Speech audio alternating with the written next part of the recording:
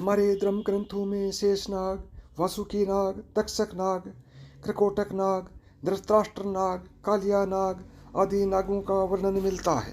आज हम आपको इस लेख में इन सभी नागों के बारे में विस्तार से बताएंगे, लेकिन सबसे पहले हम आपको इन पराक्रमी नागों के पृथ्वी पर जन्म लेने से संबंधित पुरानी कहानी सुनाते हैं।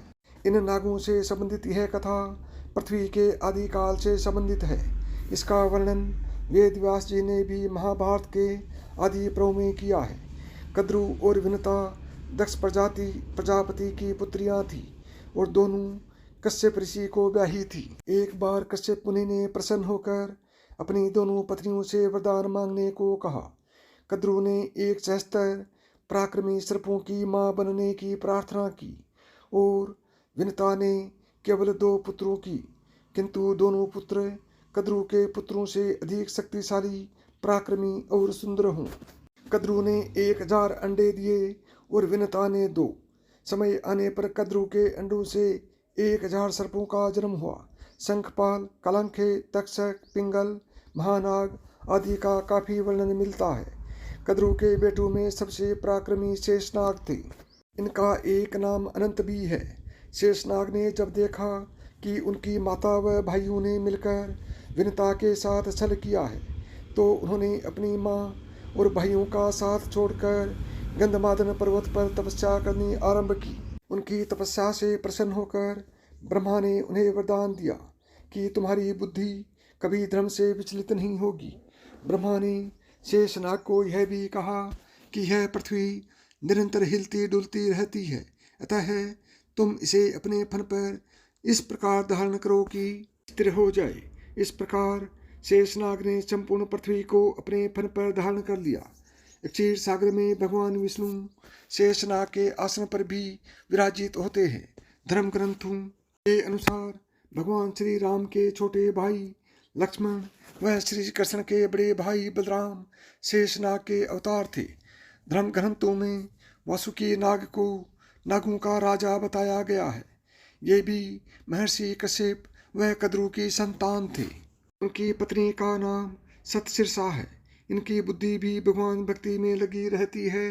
जब माता कद्रु ने नागों को सर्प यज्ञ में भस्म होने का श्राप दिया, तब नाग जाति को बचाने के लिए वासुकी बहुत चिंतित हुए। तब एलापत्र नामक नाग ने इन्हें बताया कि आपकी बहन जरतकारु से उत्पन्न पुत्र ही सर्प यज्ञ रोक पाएगा। तब नागराज वासुकी ने अपनी बहन जरतकारु का विवाह ऋषि जरतकारु से करवा दिया। समय आने पर जरतकारु ने आस्तिक नामक विद्वान पुत्र को जन्म दिया। आस्तिक ने ही प्रिय वचन कहकर राजा जन्मेजय के सर्प यज्ञ को बंद करवाया था। धर्म ग्रंथों के अनुसार समुद्र मंथन के समय नागराज वासुकी की नेति बनाई गई थी। त्रिपुरदाह के समय वासुकी शिव धनुष की डोर बने थे। धर्म ग्रंथों के अनुसार तक्षक पातालवासी 8 नागों में से एक है। तक्षक के संदर्भ में महाभारत में वर्णन मिलता है। उसके अनुसार श्रृंगी ऋषि के शाप के कारण तक्षक ने राजा परीक्षित को डसा था, जिससे उनकी मृत्यु हो गई थी। तक्षक से बदला लेने के उद्देश्य से राजा परीक्षित के पुत्र जन्मेजय ने सर्प यज्ञ किया था। इस यज्ञ में अनेक सर्प आकर गिरने लगे। यह देखकर तक्षक देवराज इंद्र की शरण में, जैसे ही ऋत्विजु यानी कि यज्ञ करने वाले ब्राह्मण ने तक्षक का नाम लेकर यज्ञ में आहुति डाली, तक्षक देवलोक से यज्ञ कुंड में गिरने लगा। तभी आस्तिक ऋषि ने अपने मंत्रों से उन्हें आकाश में ही स्थिर कर दिया।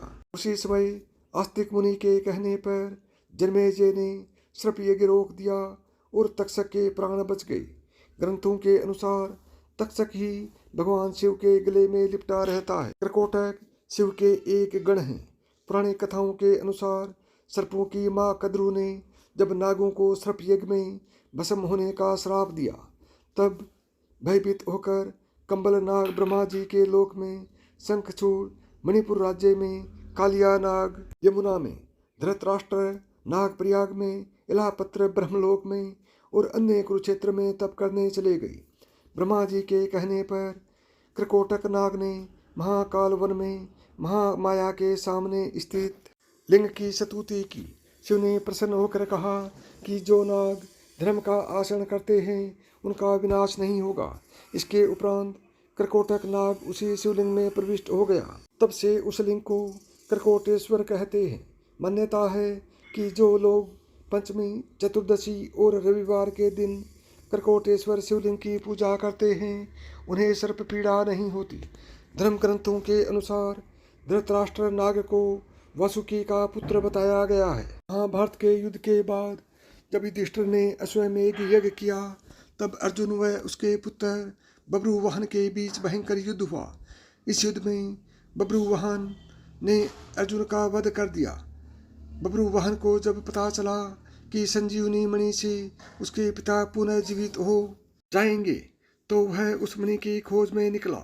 वह मणि शेषनाग के पास थी। उसकी रक्षा का भार उन्होंने धृतराष्ट्र नाग को सौंपा था। बब्रुवाहन ने जब धृतराष्ट्र से वह मणि मांगी तो उसने देने से इनकार कर दिया। तब धृतराष्ट्र एवं बब्रुवाहन के बीच भयंकर युद्ध हुआ और बब्रुवाहन ने धृतराष्ट्र से वह मणि छीन ली।